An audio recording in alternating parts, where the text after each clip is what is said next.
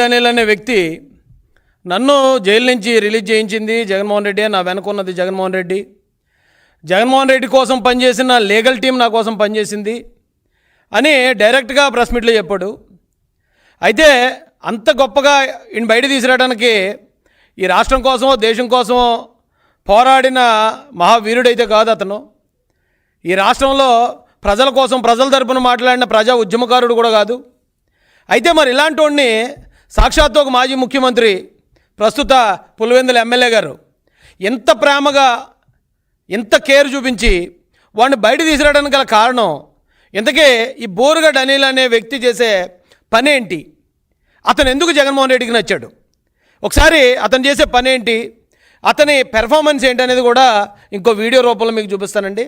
Please ఆ రెండో video play చేయండి సార్. చేతికేసిన సంఖ్యలు తీసే చాలు నా కొడకలారా, అరగంట 9 నా కొడకలారా మీ తలకాయలు తీసేస్తాం. తింటాడు, అమ్మాయిలు పాడు చేస్తాడు, ఇంట్లో పనులు పాడు చేస్తాడు, స్కూల్ కి ట్యూషన్ చెప్పడానికి వచ్చిన టీచర్ కి కడుపు చేస్తాడు. రోజు 10 మందితో పడుకునేది సాఫ్ట్వేర్ ఇండస్ట్రీ. తప్పని అట్లా మాట్లాడు. మీరు చూసిరా నా పడుకున్నప్పుడు చూసి ఇట్లా అంటే నేను ఇంటర్వ్యూ చేయలేను. నీ అమ్మ నువ్వేం తోపుగానివా? వైఎస్ఆర్ సిపిని అంతం చేస్తావా? నిన్ను పుట్టించిన నా కొడుకు బయటికి రావాలా? వాడు వస్తే వాడి వల్ల కూడా కాదు రే. నీతో ఏ నా కొడుకు మాట్లాడుతున్నావు వాడికి చెప్పు. నా కొడుక్కి నీకు వానికి పగల్లింగి శంకరగిరి మాన్యాలు పట్టించే రోజులు దగ్గరలోనే ఉన్నాయి. నీ అమ్మ నా కొడక ఏనుగులాగా తింటాం, ఏనుగు ఎరిగినట్టు ఎరగటం కాదు నా కొడక.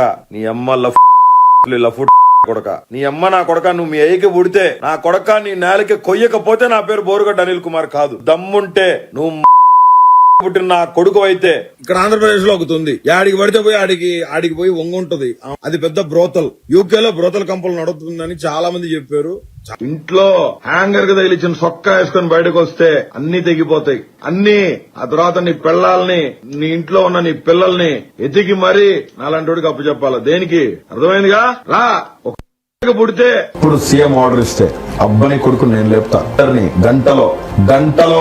గంటే వాడు యాడున్నా అంటి పెట్టుకుని ఇంకో పార్టీలో ఉండి ఈ పార్టీ నాయకులను లేపుతారు, జైలుకు పోతారు. మీ వెనకాల పార్టీ నిలబడపాయా? మీ వెనకాల మీరు వాడు మాట్లాడిన మాటలు విన్నారు.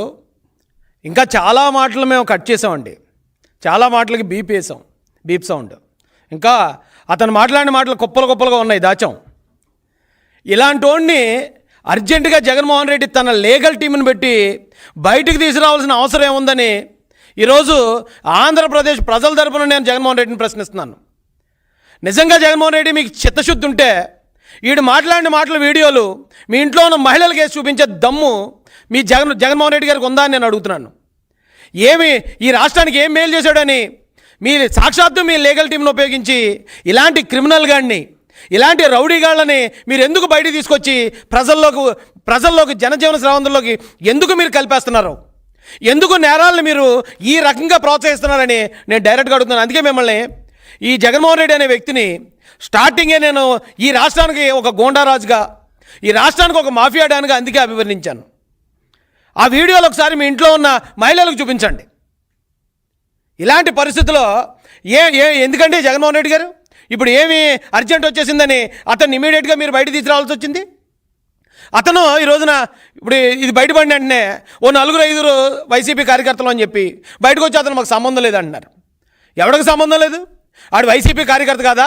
వైసీపీ నాయకులను కలవలేదా? ఏమంటే ఫోటోలు ఉన్నాయండి, ఫోటోలు ఇచ్చారు సార్, ఫోటోలు ప్లే చేయండి సార్.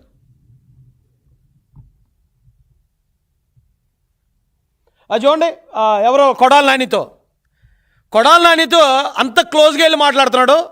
ఆడు ఈ రోజున వైసీపీకి సంబంధం లేదని మాకు చెప్తే ప్రజలు నమ్మే విధంగా ఉందా? ఎవడండి మీ అబద్ధాలు నమ్మేది? సిగ్గు ఎగ్గు లేకుండా అబద్ధాలు చెప్తున్నారు. రౌడీల్ని గోండాలని మీరు ఎంకరేజ్ చేస్తారు. రౌడీలకి గోండాలకి డబ్బులు ఇచ్చి ప్రతిపక్ష నాయకుల ఇళ్లలో ఉన్న మహిళలను కూడా, ప్రతిపక్ష పార్టీలో ఉన్న మహిళల్ని దారుణాతి దారుణంగా తిట్టించడానికి ఇలాంటి ప్యాకేజ్ గాళ్ళని మీరు పోషిస్తూ వీళ్ళకి మళ్ళీ మీరు బెయిల్ ఇచ్చి బయటికి తీసుకొస్తూ పైకి మీ డ్రామాలో ఆడు వైసీపీకి సంబంధం లేదంటే మరి ఆవిడ కొడాలి నాని ఏ పార్టీ చెప్పండి? పేర్ని నానితో బావబామర్దులు మాట్లాడుకుంటున్నారు. ఇద్దరు కూడా ఎంతో క్లోజ్ ఫ్రెండ్స్, చిన్నప్పటి నుంచి ఏదో క్లాస్మేట్స్లో మాట్లాడుకుంటున్నారు. ఒక మంత్రితో అంత క్లోజ్గా వెళ్ళి ఎవడు మాట్లాడగలడు? ఆడు వైసీపీ కాదా? చెప్పడానికి సిగ్గు అనిపిస్తుందా లేదా? ఏదన్నా ఒక సిగ్గుమాల పని చేసినప్పుడు అది మీరు మేము చేసామని చెప్పుకోవడానికి కనీసం ధైర్యం చేయండి. ఒక పక్కనేమో ఎదో పనులు చేసుకుంటూ వెళ్తారు, మరో పక్కన అతను మాకు సంబంధం లేదని ప్రచారం చేస్తూ ఉంటారు. సజ్జల రామకృష్ణారెడ్డి గారితో చూడండి, సజ్జల రామకృష్ణ సకల శాఖ మంత్రితో ఎమ్మెల్యేలు మినిస్టర్లకు వెళ్ళకపోయారు ఆ రోజున. ఈ 420 గాడు, ఈ బూతురాయుడు గాడు వీడు వెళ్ళి ఎలా కలవగలిగాడండి? అంటే ఎలాంటి టీంని మెయింటైన్ చేస్తారు? ప్రతిపక్ష నాయకుల్ని అటాక్ చేయడానికి, మానసికంగా కృంగదీయడానికి ఇలాంటి పెయిడ్ బ్యాచ్ల్ని, ఇలాంటి గోండాగాల్ని పోషించే వాళ్ళని గోండారాజు అనకపోతే ఏమంటారండి? వీళ్ళని పోషించింది కాకుండా ఇప్పుడు మళ్ళీ వాళ్ళని బయట తీసుకురావటం మీరు గమనించారు లేదో?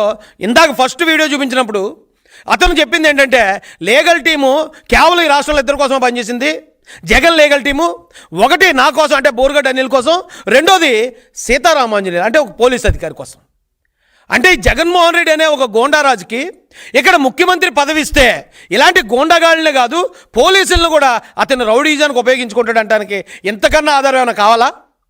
ఆ డైరెక్ట్గా వచ్చి చెప్తున్నాడు, నేను జగన్మోహన్ రెడ్డి ప్రియ శిష్యుణ్ణి, నాకు అతనే నన్ను పిలిపించాడు అని చెప్తూనే మేము పోలీసులు ఏకమయ్యాం. 2019 నుంచి 24 దాకా ఇలాంటి గోండాగాళ్ళు పోలీసులు ఏకమయ్యి మేము జగన్ కోసం పనిచేసామని క్లియర్గా టెస్టిమోనీ ఇస్తూ ఉంటే, ప్రజలందరి ముందు మాట్లాడుతూ ఉంటే ఆడు మావోడు కదని చెప్పి ఆడుతున్న మీ డ్రామాలు నమ్మేది ఎవడో? మేము మీకు ఇప్పుడు కూడా ఆంధ్ర ప్రజలకు చెప్తున్నాం, ఎలాంటి వాడి చేతిలో అధికారం పెట్టాలి. ఈ రోజున ఓ పక్కన లోకేష్ గారు దేశ విదేశాల్లో వెళ్ళి పెట్టుబడులు తీసుకురావాలి, మన పిల్లల్ని చదివించాలి, వాళ్ళకు ఉపాధి కల్పించాలని ఆయన పడుకుంటున్నాడో నిద్రపోతున్నాడో లేదో కూడా తెలియదు. అక్కడ అమెరికాలో ఆయన, ఇక్కడేమో పెద్ద ఆయన ప్రతిరోజు ప్రతి నిమిషానికి ప్రతి గంటకి సమీక్షలు, అన్ని రంగాలతో సమీక్షలు చేస్తూ ఈ రాష్ట్రాన్ని ఎలా ముందుకు తీసుకెళ్ళాలి, అమరావతిని ఎలా ముందుకు తీసుకెళ్ళాలి, పోలవరాన్ని ఎలా తీసుకురావాలి, ఇవన్నీ నేమో వేళ ఆలోచిస్తూ ఉంటారా? ఈ జగన్మోహన్ రెడ్డి ఏమో ఇలాంటి గోండాగాళ్ళని రాష్ట్రం మీద వదులుతాడా? అలాంటి వాళ్ళు ఎక్కడ ఉండాలి? జైల్లో ఉండాలి. జైల్లో ఉన్నవాడిని జగన్ టీం ఎందుకు రిలీజ్ చేసింది? ఏ క్రైమ్ని మీరు ప్లాన్ చేశారు? ఎవరిని చంపించాలని ఆయన బయట తీసుకొచ్చారు? అది క్లియర్గా చెప్తున్నాడు, నాకు జగన్ లీగల్ టీం నాకు సపోర్ట్ తీసుకొచ్చింది అని. ఏం చేయబోతున్నారు ఇప్పుడు? వాడితో ఏ నేరం చేయించబోతున్నారు? నేను ఆంధ్ర ప్రజలకు ఒకటే చెప్తున్నానండి, ఈ రోజున చంద్రబాబు నాయుడు గారు, లోకేష్ గారు పనితీరు చూస్తున్నారు. 20 లక్షల కోట్లు దాదాపుగా వాళ్ళు పెట్టుబడులు తీసుకొచ్చారు. అది చాలదన్నట్టు ఇంకా అమెరికా వెళ్ళిన తర్వాత కూడా దిగ్గజ పారిశ్రామికవేత్తలతో అయినా ప్రతిరోజు భేటీలు మీరు చూస్తూనే ఉన్నారు మీడియాలో. చంద్రబాబు నాయుడు గారి పనితీరు మీకు చెప్పడానికి నేనే సరిపోను. అలాంటి నాయకులు మనకు కావాలా? ఇలాంటి రౌడీలను పెంచి పోషించే జగన్మోహన్ రెడ్డి గారు లాంటి గోండారాజులు, మాఫియా డాన్లు కావాలా? మాఫియా అని ఎందుకంటానంటే, ఆ పార్టీలో ఎవడైనా నిజాయితీ పరులు మాత్రం ఉండాలి అని ఒక ఇదిగాని తీసుకున్నాడు అనుకోండి జగన్మోహన్ రెడ్డి, ఆ పార్టీలో ఒకడు కూడా ఉండడు. ఎందుకంటే ఒక అవినాష్ రెడ్డి, ఒక కొడాలి నాని, ఓ పేర్ని నాని, ఒక అనంతబాబు, ఇలాంటి బోరుగడ్డగాడు, లేదా ఒక గోరంట్ల మాధవ్, నిజాయితీ పరులే రాజకీయాల్లో ఉండాలంటే ఈ దేశంలో మొట్టమొదటి ఖాళీ అయిపోయే పార్టీ వైసీపీ పార్టీ. ఒక్కడు కూడా ఉండడు అక్కడ. అలాంటి పార్టీని అంతమంది నేరస్తులు కలిసి ఉండే ఏ సమూహాన్నైనా మాఫియా అని అంటారు. మాఫియా అంటే ఆర్గనైజ్డ్ క్రైమ్. నేరస్తులు అందరూ కలిసి ఏకతాటి మీదకి వచ్చే చేసే నేరాన్నే మాఫియా అంటారు. మరి వైసీపీ పార్టీని ఏమనాలండి? ఇలాంటి నేరస్తులు ఎందుకు తీసుకొచ్చారండి బయటికి? ఏం ప్లాన్ చేస్తున్నారండి ఈ రాష్ట్రంలో?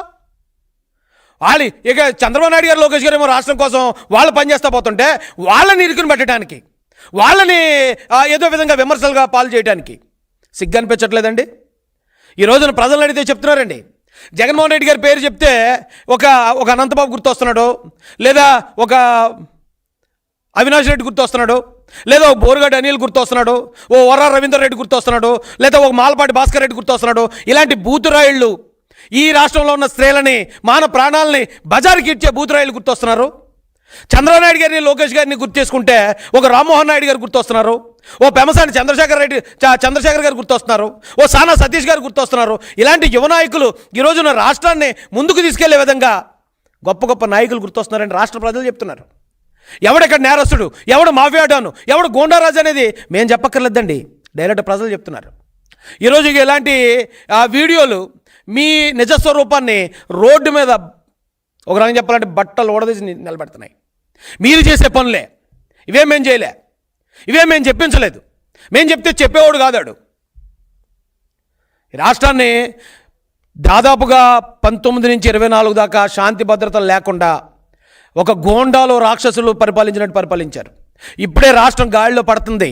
చంద్రబాబు నాయుడు గారు, లోకేష్ గారు, పవన్ కళ్యాణ్ గారు ఈ రాష్ట్రాన్ని గాడిలో పెట్టే ప్రయత్నం చేస్తున్నప్పుడు మళ్ళీ ఇలాంటి నేరస్తులను తీసుకొచ్చి ఏదో అల్లర్లు ప్లాన్ చేస్తున్నారని అయితే మాకు అనిపిస్తుందండి.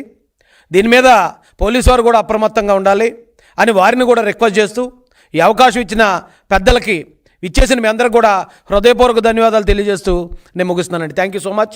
జై భీమ్, జై తెలుగుదేశం, జై జై చంద్రబాబు. అదేనండి, అందుకే ఇప్పుడే కదా రిలీజ్ అయింది ఇది ఇప్పుడే విన్నాం మేము.